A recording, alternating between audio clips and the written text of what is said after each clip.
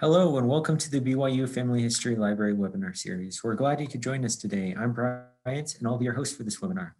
Please make sure your microphones and web cameras are disabled during the presentation to provide for a smooth recording. If you have technical difficulties during the webinar, please use the chat box and I can address your concerns. You're welcome to use the chat box during the webinar for comments and insights. However, all questions will be addressed at the end of the presentation. Our next webinar is next week on the 17th, Determining Places of Origin of German Immigrant Ancestors. That'll be with Larry Jensen at 5:30 p.m. If you'd like to access a previous webinar, please visit our webinar index on our website or search on our YouTube channel. All of our webinars are recorded and uploaded by the following Monday for your convenience. We also post links to recordings and other updates on our Facebook and Twitter accounts. For today's webinar, we are pleased to hear from Kathryn Grant, who will be giving a presentation on the power of stories and family history, discovering and sharing your family stories. After years on the sidelines, Kathryn began doing family history and discovered that she loved it. Her specialty is helping new family historians find success and maybe even avoid some of the mistakes she's made. Kathryn teaches Sunday classes at the BYU Family History Library. She also presents at Riverton, Utah Saturday seminars and other family history events. Her column on family history ran in the Nauvoo Times for about a year and is still available online. In addition, she is a regular contributor to the Family Search blog.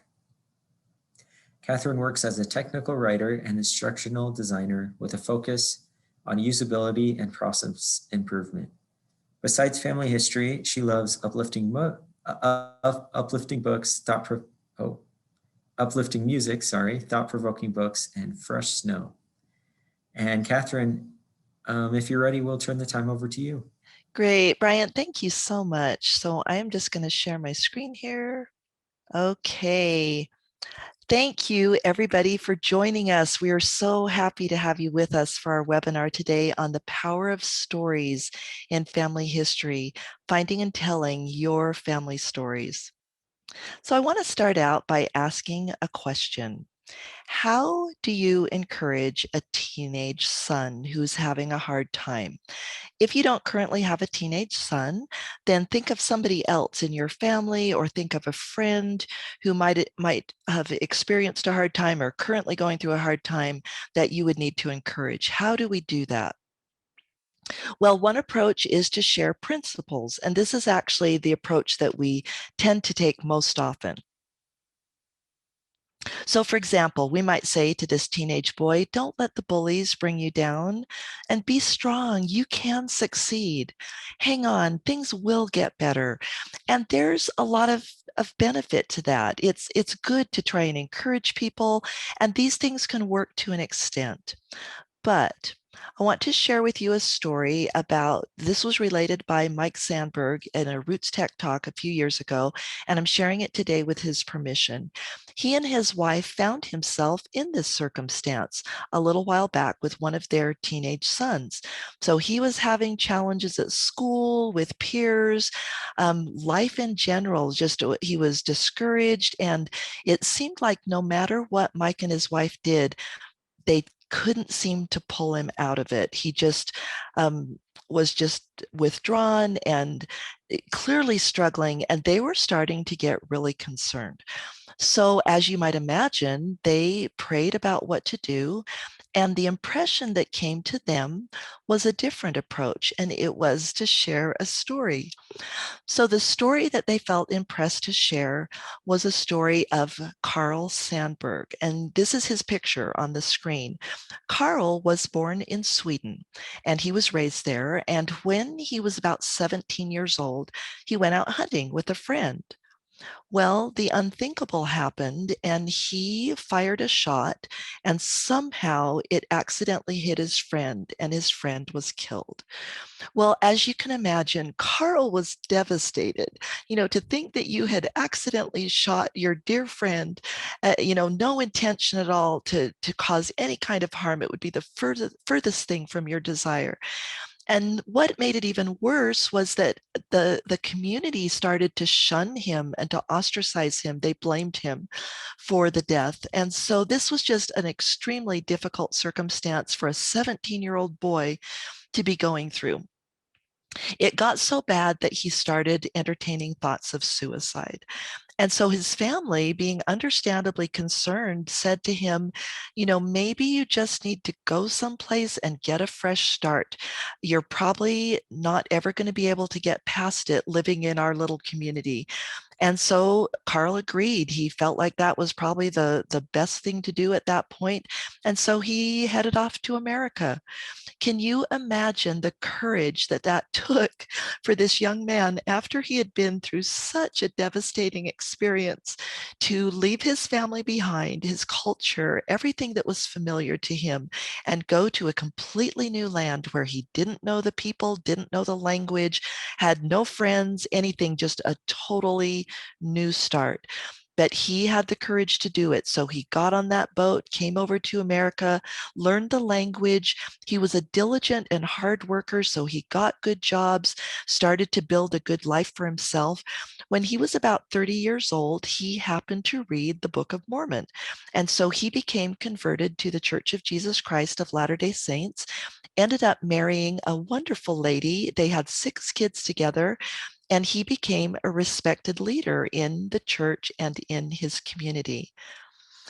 Well, sorry, you shouldn't get emotional here, but this story just touches me. After Mike shared this story with his son, this touched his son in a way that nothing else had. All those encouraging principles of hang on and don't give in to the bullies, those were all fine and well. But when it came right down to it, the thing that touched Mike's son's heart was hearing about a family member who had gone through terrible adversity and had come out triumphant on the other end. And finally, that was the thing that made a difference for Mike's son. So I've been pondering about why stories are so powerful in our lives. And I think one of the big reasons is that we don't experience life in principles. We experience life in stories. Our life is a narrative. And so family stories can help us see our own lives more clearly. They can give us understanding. They can give us perspective. I think that was a big thing for Mike's son. When you think about, okay, my life seems pretty bad with bullies at school or whatever you may be facing, but to hear what Carl had to go through and how he still overcame that, that really would give you some perspective, right? And also, stories give us encouragement and they can give us hope, which can be one of the things that we need most in our lives. I love this quote that I'm going to share from a researcher by the name of Bruce Feiler.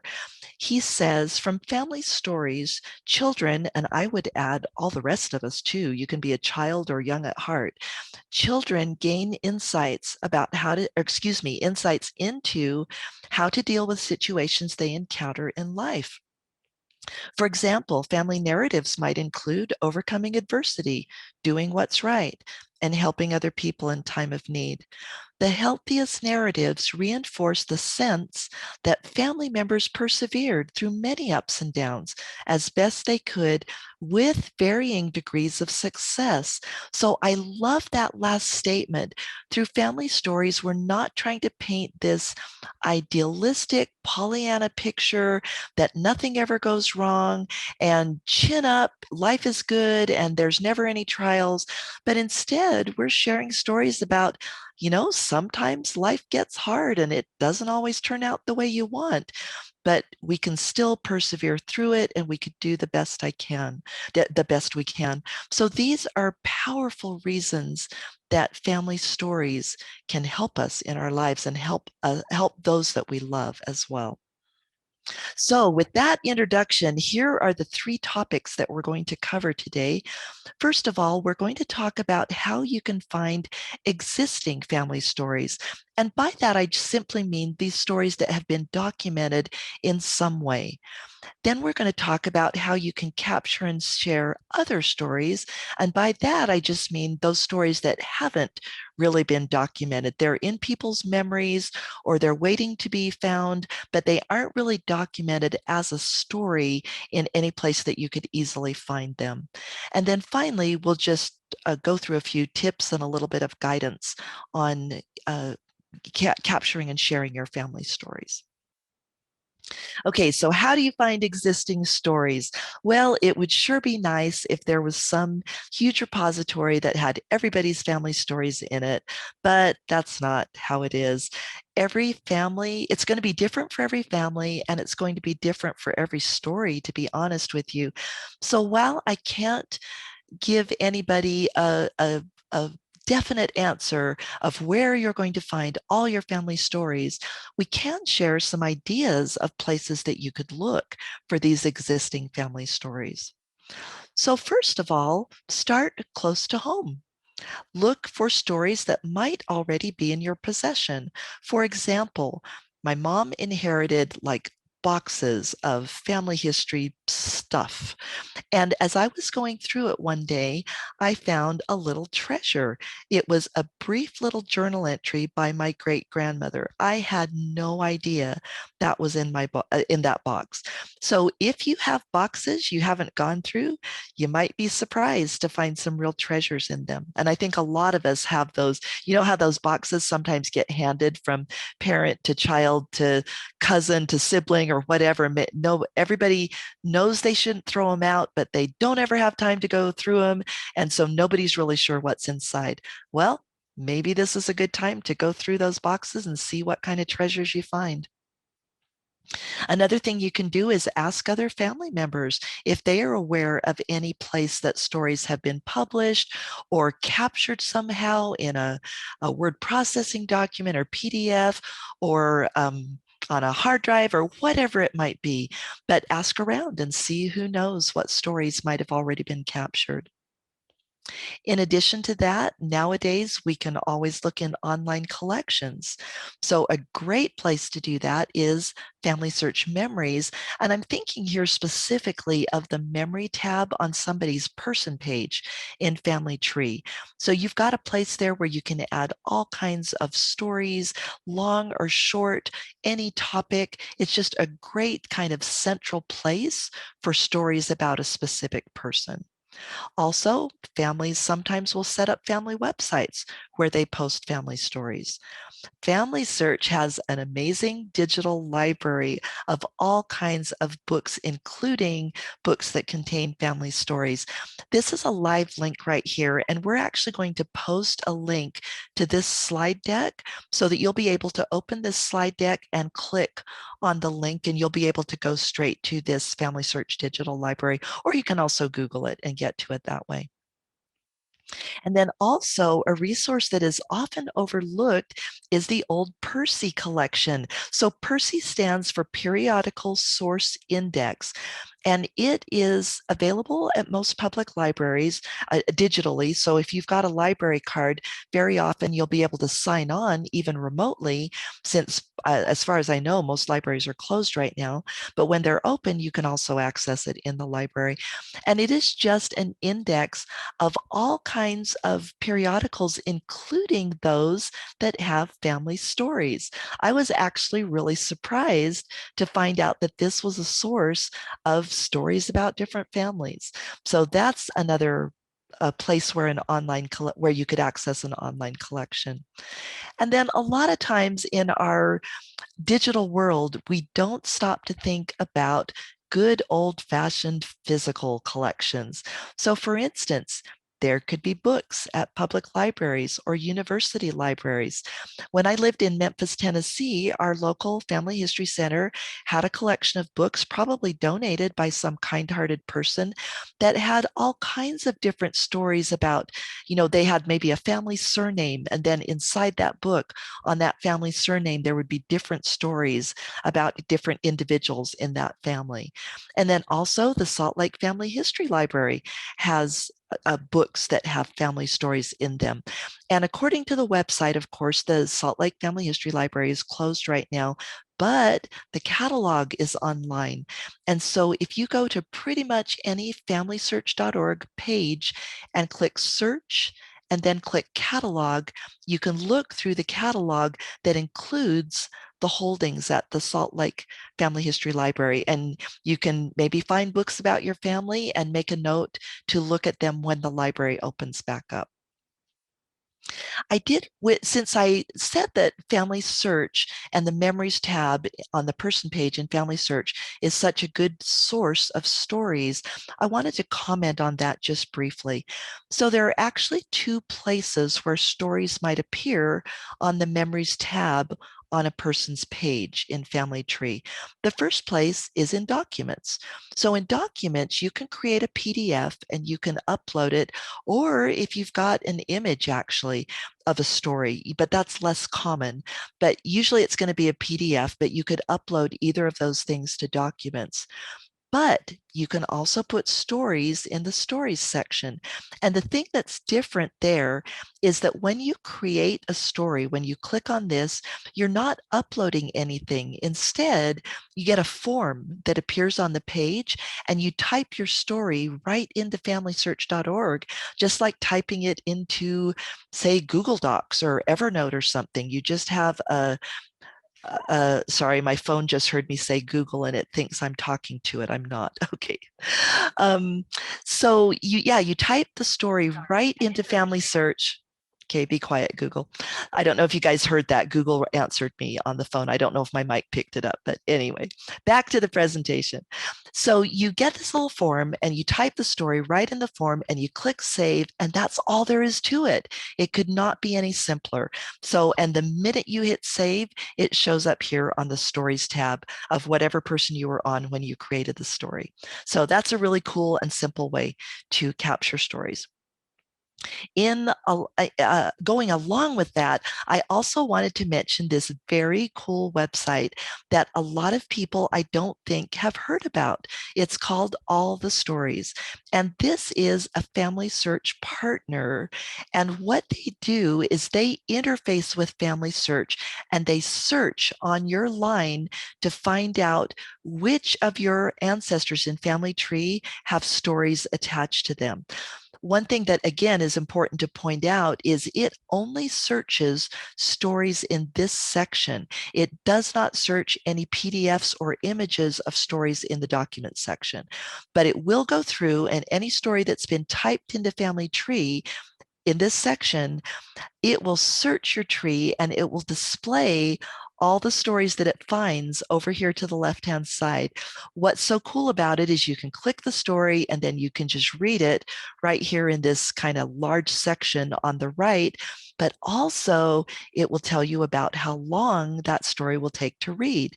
So for instance, if you were looking for a story for a family reunion and they said, the planners asked you and said you can take 5 minutes. Well, now you can look for a story that is 5 minutes or shorter. Or maybe you want something for your family home evening. And so you want maybe a 10-minute story. Well, this is a great way to find a story that will fit what you're looking for. I got to tell you, I used this one night with a youth group and they absolutely loved it. To be honest with you, they loved it more than I thought they would, which was a pleasant surprise. But once they got in there and started reading the stories, they did not want to stop. There were funny stories and serious stories and interesting stories and just all kinds of things that helped them learn more about their ancestors and feel closer to them. So this is just a really simple and easy way to just scan your tree and find whatever stories have already been contributed. Okay, so those are some ideas for finding stories that already exist in some form, usually either written or audio or whatever it might be. But there we're not talking about writing or capturing the story, we're just talking about finding it. Now, what about stories that don't already exist? They're only in somebody's memory, or maybe they're scattered in different documents here and there.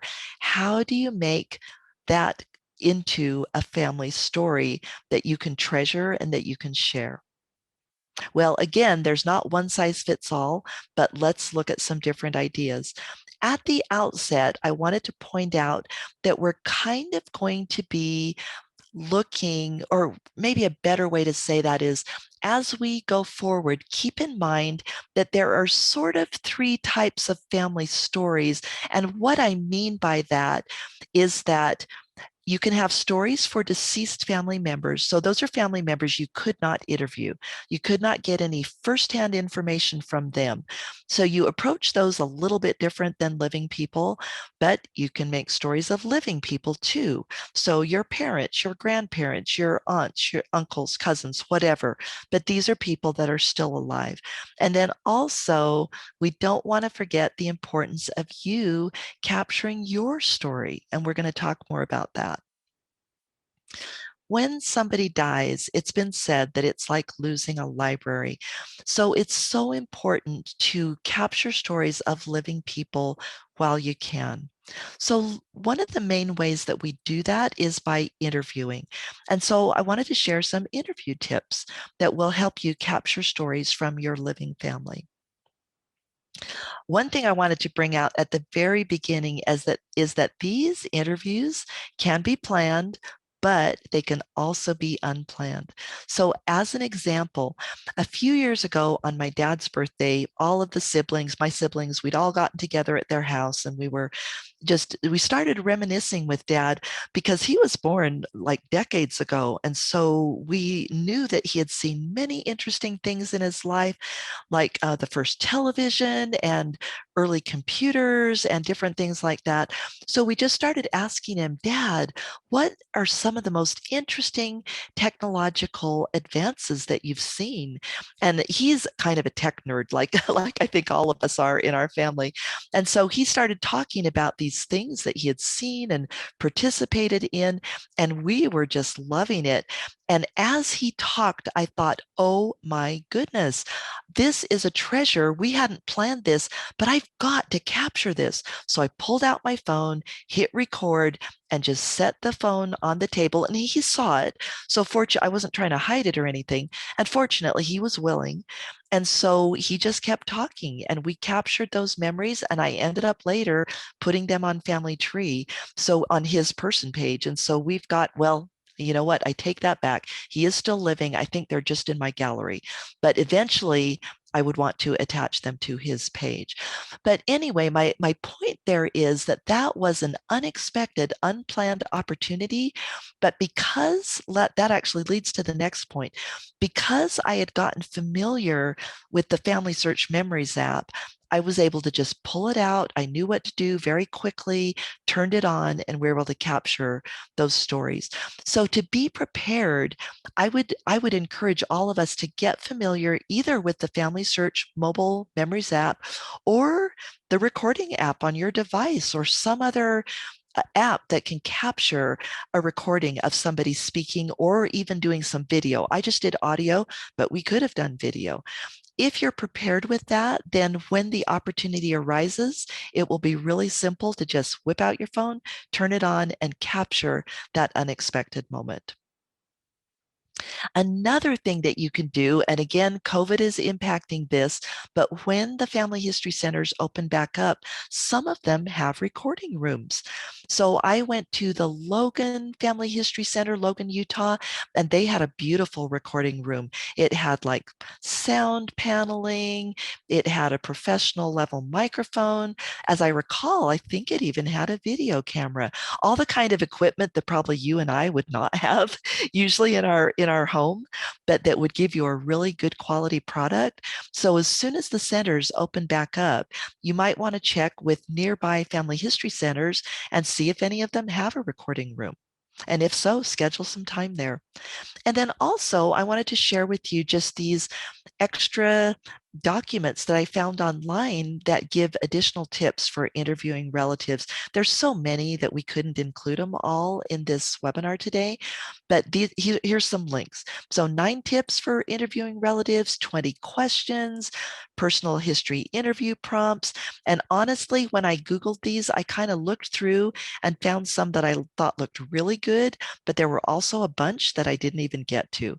So if you Google interview tips or interviewing family members or something like that, chances are you're going to come up with a ton of really good and helpful stuff. Okay, so sometimes we're going to use audio or video to capture family stories, but sometimes we're going to write, or we might capture it in audio first and then we might transcribe it. So I wanted to particularly take just a couple of slides to talk about effective things to think about when you're writing that will help you capture a more effective or a more meaningful story. So one thing that trips people up a lot is, at the beginning, is how do I even do this? So here are some tips. Here are some tips. If I can just get the slide to advance. There we go. So the first thing I would say is don't stress. And you might be saying, well, what does she know about stressing? Well, actually, I used to teach writing at the university. And so this was actually very common. I would see this in my students, and they would just be so stressed because I don't know if it's because in high school we got these papers back that were all marked up with horrible red marks that you did everything wrong.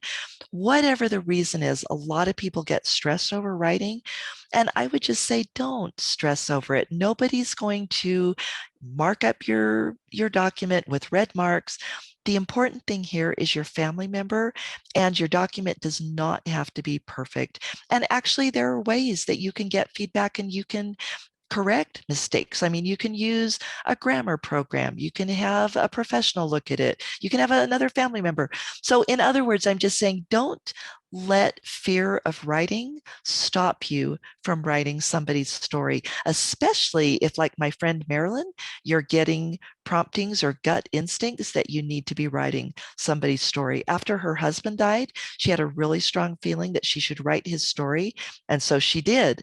And I think that is such a valuable thing to their family, because if she hadn't done that, then who knows how much wonderful information would have been lost about her husband, because she would have been the one of the last living people that knew him as well, like probably better than anybody else on the earth. So don't stress, doesn't have to be perfect, but it does need to be done. So just dive in and do it. It might help to make a quick outline. Sometimes we sit down at a blank screen and we think, I don't know what on earth to write. I don't even know enough to get started. And then we feel paralyzed. Well, just jot down a simple, quick outline. You could list some key events in chronological order. You could list things like key attributes of the person. What were their talents? What did they look like? Any other things like that? What were their favorite foods, favorite colors? Anything that would help people get to know that person a little bit better.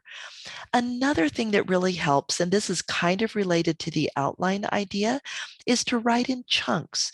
Don't sit down at the computer or with your tablet and just think, oh, I've got to do this all at once, because you totally don't.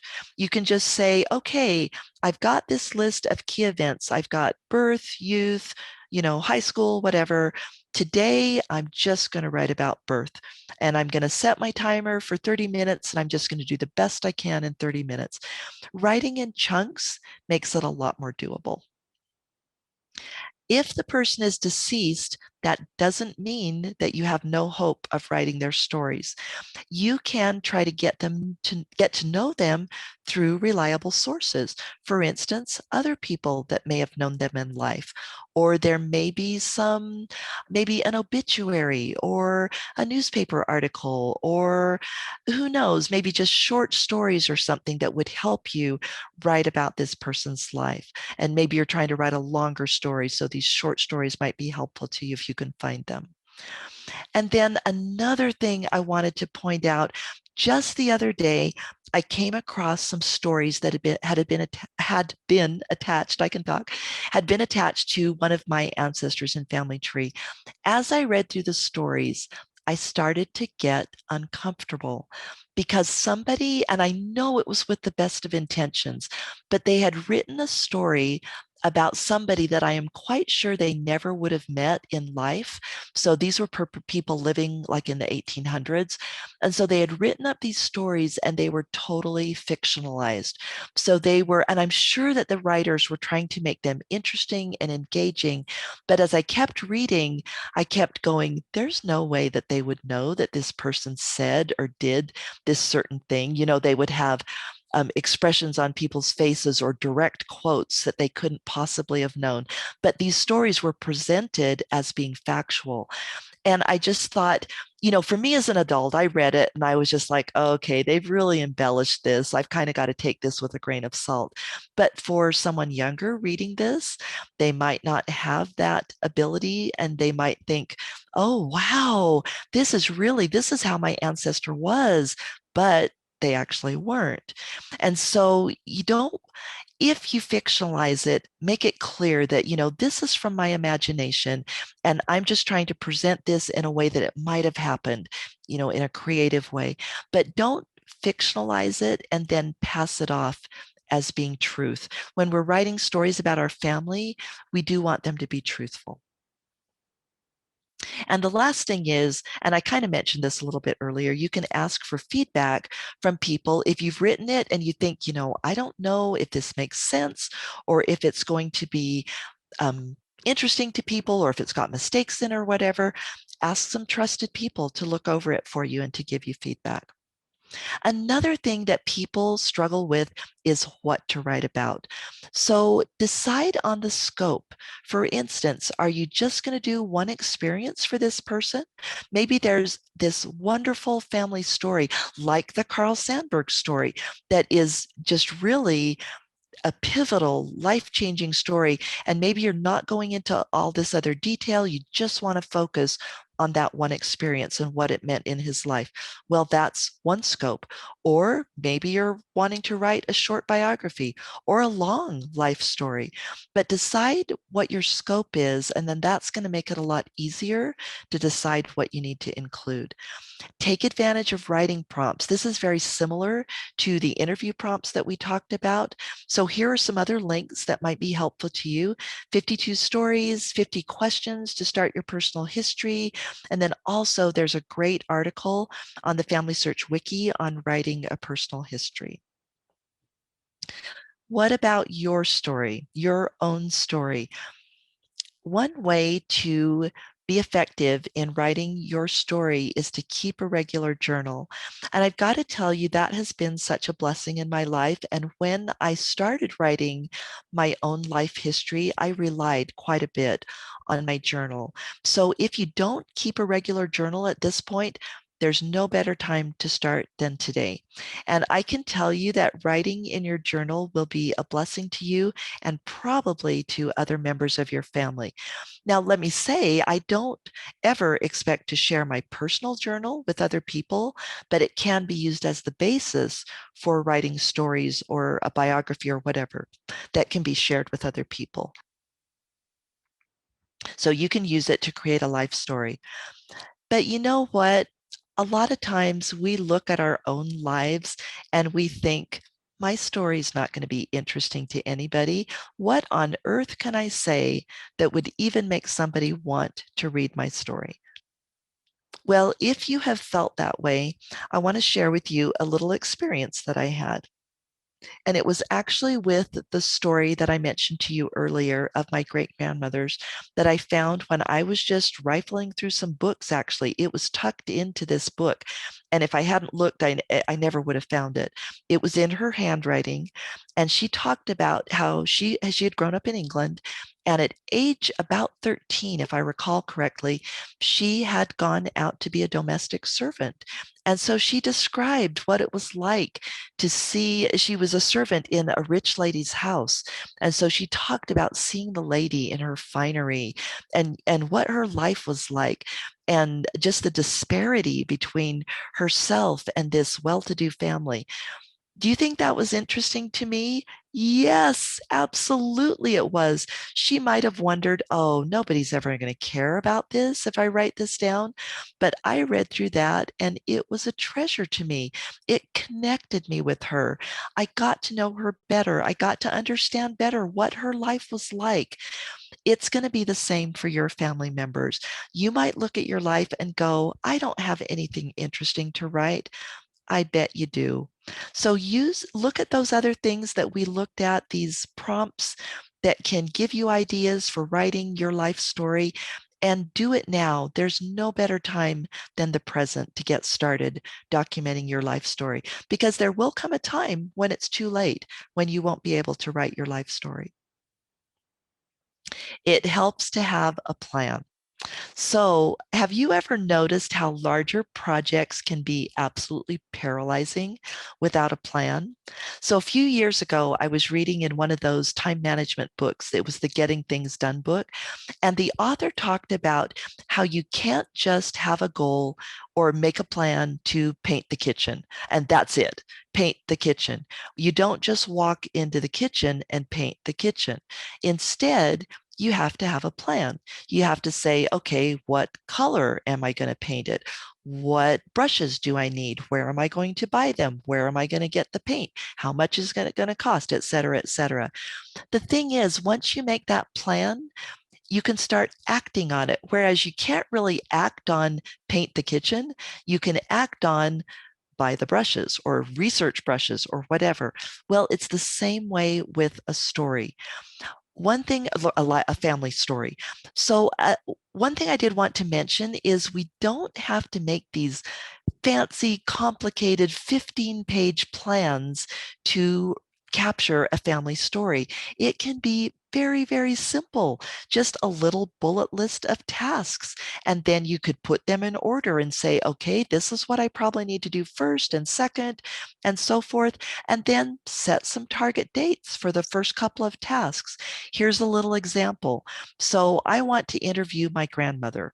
Well, I think I'll start by looking for interview questions, and I can do that by the 14th. And then by the next day, I will have looked through everything and decide which questions I actually want to use. Then I'll go, et cetera, and do these other steps. Well, by the time you've walked through all this, you've got a great interview with your grandma. So, do you see how breaking it up and making a plan will make it a lot more doable for you? Another thing to consider is how you want to share your story. And I think we've probably mentioned all of these, but just by way of summary for purposes of our discussion here, you can share a physical or a digital book or a document. You can share an audio or a video recording. You could capture your story as photos, a physical or digital photo album, or you can do some kind of multimedia presentation. While we're on the subject of multimedia, I just wanted to put a plug in for a webinar that was given last year by Brianne Ballard. And I'll tell you, this blew me away. I had no idea that it was so easy to create an engaging family history story with Google Earth. So the purpose of this webinar is not to explain how to do that. Obviously, Brianne did that in her webinar. But if you love technology and multimedia and you're comfortable in the digital world, I would definitely say check this out. You can either click this link in the slide deck or you can just Google by the title, Digital Storytelling with Google Earth Projects. But again, if you love digital, if you're a comfortable person in the digital world, this may be just the thing that you've been looking for telling a very compelling story of your family. Okay, so that was my little plug about that webinar that I thought was just amazing. It it's important to consider the format of your story because the format impacts how you're able to share it. So I'm not going to walk through this whole thing, but you can kind of see, just for example, if it's paper, well, you're kind of limited in how you can share that. You can't email paper, write paper in its physical form. So if you're going to print a book, then you just need to be aware that you'll have to print those copies and distribute them in some way at a family reunion or you mail them to people or whatever. And then there's various digital ways you can put it on some kind of flash drive or save a PDF document or so forth. But the point here is you want to consider the format probably before you start and just think through, okay, if I share it in this format, is that going to give me the sharing options? Did I say that right? If I capture it in this format, is that going to give me the sharing options that I want? So think through that and make sure that you have chosen a format that is going to be, that's going to provide the ways for you to share it that you want to share it. So another thing that often trips us up is we start a project and we have no idea how much it's going to impact our life or how much time or difficulty it's going to cause us. And so I just wanted to throw this little graph on the screen, kind of walking from the things that are simplest to the things that are more complex, and just encourage all of us before we start to kind of set reasonable expectations for how much time and effort is going to be involved. Because if we don't do that, then it's so easy to get discouraged or to go, oh, I had no idea this was going to be so horrible. I give up. I'm just not going to do it. And then we have these half-finished projects all over the place because it was just too much to deal with. So when you're capturing a family story, text definitely is going to be the easiest. So if you're just typing something, say, into a Google Doc, no pictures, no audio, you're just telling a story, or you're typing it into the stories section of a person page in Family Tree, that's going to be pretty simple, not going to be too time consuming, not going to take a lot of effort. When you start adding photos, yeah, takes a little bit more effort, still not really difficult or not terribly time consuming. But then the more you add multimedia, the more that starts to complicate things. And I don't use the word complicate in a bad way, because multimedia is also very engaging. And so it can make our stories come to life. It's just that we have to consider that it is going to take more time and effort once we introduce that. Once you start scanning documents and photos, that's going to take more time and effort. You have to get the scanning right. Maybe you have to find a place that has a scanner. You have to upload them to some place. So do you see where we're going with this? That as you go along this continuum, it starts to take a bit more time and effort. And again, we just want to be aware of that. A website is going to take more time and effort, in my experience, more than you expect. Multimedia also will take a lot of time and effort. So just be aware when you're starting. And this isn't to discourage anybody. It's just to say we're going to be a lot more successful if we have realistic expectations about what it's going to take to capture a family story. And that raises the question, should I hire a professional? Well, and the answer, as to most things, is it depends. So there's pros and cons, right? For just about every decision we have to make. And that's very true when you're deciding about family stories and professionals. The pros are that the quality may be substantially higher. Now, I know that maybe a lot of you listening, you're already very comfortable in the digital world and you can create a product that is as nearly as good or as good as a professional would do. But in a lot of cases, I think the quality may be higher than what we could do being non-professionals. It may save you time. It may reduce stress for you. And especially the time it reduces stress is if you aren't comfortable with something. Like, suppose that you thought Google Earth was really cool, but you did not want to take the time to learn how to do it, in a way that you'd want to share it with your family. Well, maybe that's where you hire somebody to do it, and they can do a really great job for you, and it's worth it to you to get an end product that you wanted and to pay somebody else to do it. Now, the cons of hiring a professional are that almost always it's going to cost more. Is it worth it to you? That's the question that you have to ask. And sometimes people discover that it doesn't meet their expectations. So they're expecting to get back this amazing product, and they think they've described it in a way that the professional is going to deliver. And then they get it back and they're all, oh, this isn't really what I wanted. So there's always that risk. And of course, you can mitigate that by describing your expectations really clearly and doing checks along the way. But those are just some things to be aware of. excuse me, when you're hiring a professional, that you want to examine the pros and cons and then make that decision in whatever way is best for your situation. Another thing I wanted to mention about sharing stories is that we don't want to forget the value of sharing them in real time. So we can share stories in all those ways we've talked about that are basically people, if you send somebody a document, they can read it whenever. You send somebody a video or give them a link, they can look at it whenever. But there are a lot of really cool opportunities to share stories in real time. And one thing I should add there is in order to share these stories, in real time, we have to know them. So we have to get familiar with our family stories. So just some examples here on the screen. Share family stories at mealtime. Share them as bedtime stories. At family gatherings like family reunions or family picnics or family home evening. On a long, boring road trip, share them while traveling. And share them in conversations, planned or unplanned. And we saw some examples of, for instance, when Mike Sandberg shared that with his son, the story with his son, that was planned in a sense, but then in another sense, he was doing it real time. So he didn't say to his son, go read the story on Family Search Memories, but he told the story to his son.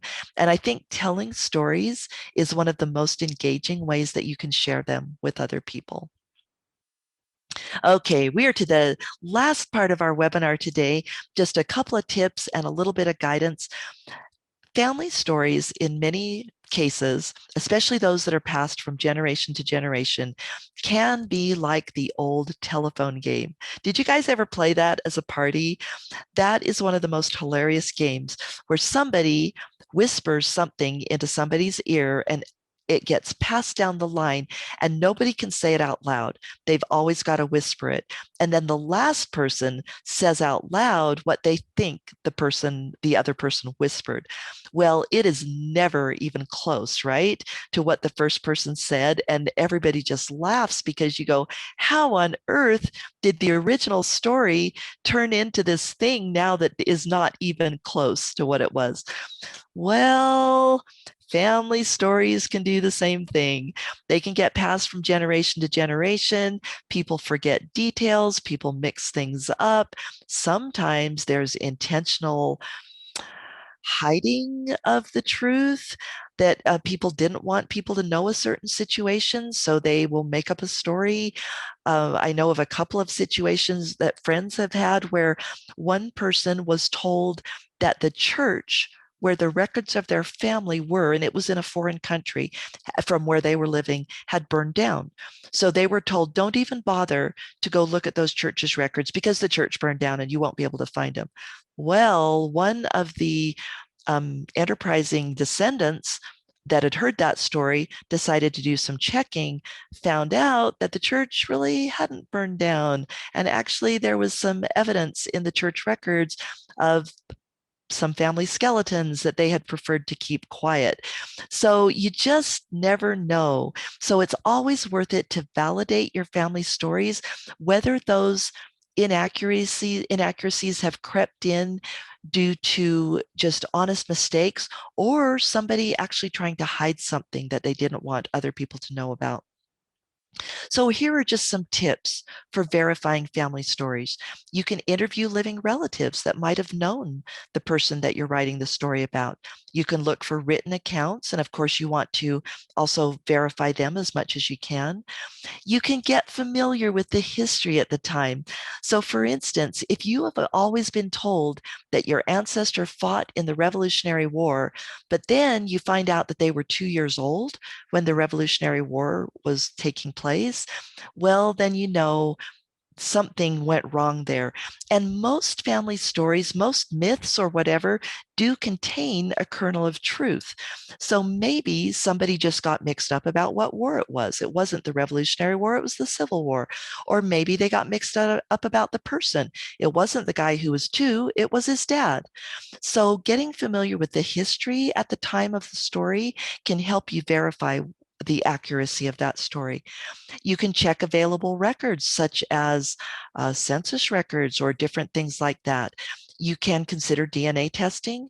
And I would just say maintain a healthy skepticism where you don't want to be jaded and distrustful, but on the other hand, you want to maybe have more proof than just the story itself of the facts in the story. So it never hurts to kind of do some sanity checking and just do a little checking in records or whatever else would help you verify that story.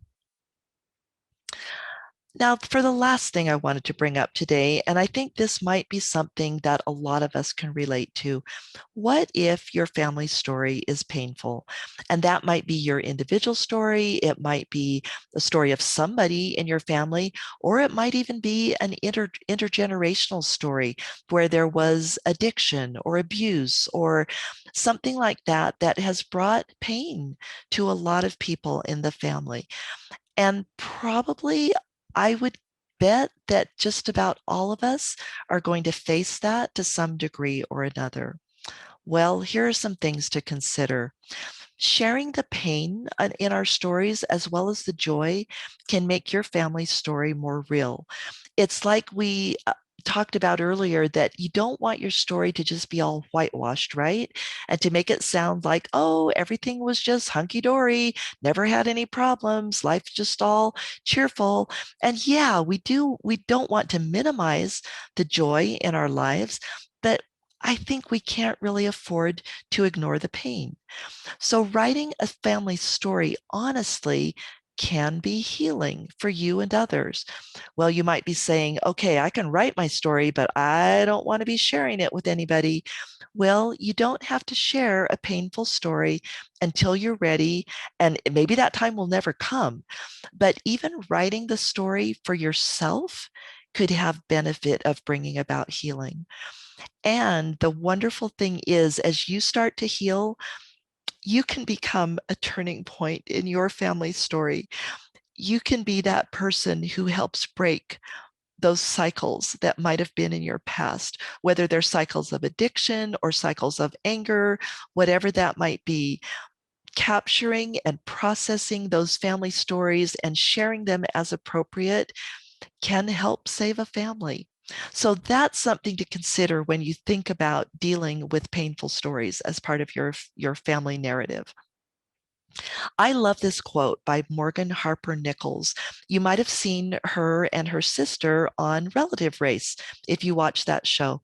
This is a quote that I'm actually not sure if it was from a book or something. I don't remember. Oh, I do remember somebody shared it with me just as a quote, but I don't know where it originally came from. But you can Google it and find the quote. It's attributed to her. But she said, tell the story of the mountain you climbed. So that difficult thing you went through, your words could become a page in someone else's survival guide. And for me, that can be one of the most compelling reasons to share even those difficult stories. So, we want to end the webinar today with an invitation to you to set a simple goal. What is just one thing you could do soon to work on a family story? It could be something simple as decide which story to write, decide on someone to interview, upload a memory to Family Tree, whatever you feel good about. But I would encourage you either right now or as soon as this webinar is over, set one simple goal of something you could do to move forward. And chances are when you do that, you'll feel the joy of success, and then you'll start on that journey of capturing your family stories. So that brings us to the end today. And just by way of summary, we talked about the power of stories with the story of Carl Sandburg and how that helped a troubled teenage boy. We talked about different places you could find your existing stories. Then we talked about ways to capture and share those other stories, stories that have not been documented any place yet. And finally, we gave a few tips and some guidance for writing your stories. So thank you, everybody, so much for being a part of this webinar today. And Bryant, do we have any questions to address? Yeah, thanks so much, Catherine. It looks like we don't have any questions in the question and answer or in the chat box right now. Okay. But if any of the audience members have questions, please feel free to post them in the question and answer box or in the chat box, and Kathryn can answer them for us. Yep, glad to. I just opened up the Q&A. And oh, Charlene mentioned, and I don't know if participants can see the Q&A or if just I can as a presenter. So I'm going to go ahead and repeat these, you guys, and I apologize if you've already seen them. But Charlene comments that she found a story about her grandfather's wife's brothers in archive.org. So Charlene, thank you. I wasn't aware of that as a place where you could find family stories. So again, archive.org, check that out. I'm guessing that you probably just do a search, maybe by a surname or something like that. So yeah, Charlene, thank you very much for that. And then Daryl said, you can copy any story and paste it into a Word document. Yeah, that you very often you are able to do that and just paste it into Word and save it. The one thing about that is you can't upload a Word document to Family Tree Memories. So you would have to PDF it first. But thank you very much for raising that, Daryl, because that's absolutely true. Okay. That is all the questions that were in questions and comments that were in the Q&A. And I'm just going to bring up the chat to see if there's anything that I need to comment on, because I know Bryant handles all the questions that come up in the presentation, which I really appreciate. So yeah, I don't see anything else that needs addressing any further from the chat. So unless there's anything else, I think we're ready to wrap up. Perfect. Thanks so much, Kathryn. It looks like Dan Graves asked, "Is there a link to the slides?" Which I answered and said it's up on the screen right here. Oh, yes. Actually, thank you. This URL right here goes to my webpage where I post all my presentations. And this one actually isn't there yet. I apologize. So do you know what, Bryant? I don't know. You might want to clip this, edit this out of the end of the video. But as long as we're here, Dan, it looks like we've got about 3 minutes before our hour-long time is up. I can actually just exit out of this and grab you the URL and just paste it in the chat. But then also we can put this on the BYU Family History Library page as a handout. So let me go back to the chat and paste it in there. Oh, I was in the wrong place. Let me go down there, paste it in, change it to everybody, and enter. So everybody in the chat, now you should see the link to this slide deck. And also in our Sunday classes, people always ask how to save that. The easiest way is to click on that link and then mark it as a favorite in your browser. So when you click on the link in the chat, it's going to open it in your browser. And then, for instance, for Google Chrome, you just click the star up there in the browser, whatever this thing is called at the top. Oh, it's not showing because I'm in present mode, but if I wasn't in present mode, there would be a star here, and I would be able to click that star to save this presentation or save the link to the presentation.